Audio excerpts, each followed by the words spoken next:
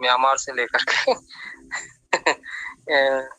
दिल्ली नहीं, विल्ली से आप पूरा मेरे जम्मू सब। विशेष काम के प्राणी हैं।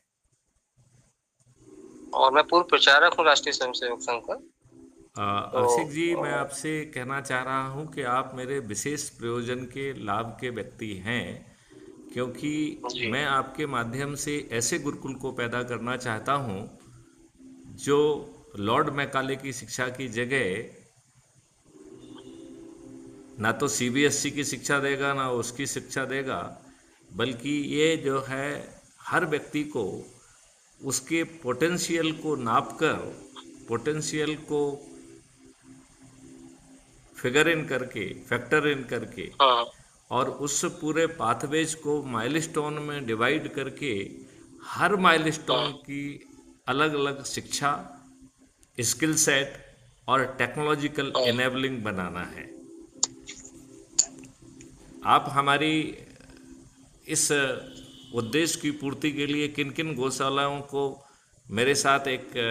मैं आप मुझे बुला सकते हैं, जिनका मैं भ्रमण करके देखना चाहूँगा, और वहाँ पर हाँ जो है एक ऐसी हाँ व्यवस्था कायम करना चाहता हूँ जो पहले किसानों को समर्पित होगी।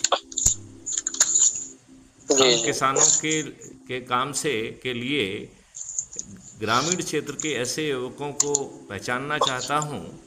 उनके हाँ पोटेंशियल के हिसाब से उनको मल्टी स्किलिंग करना चाहता हूँ।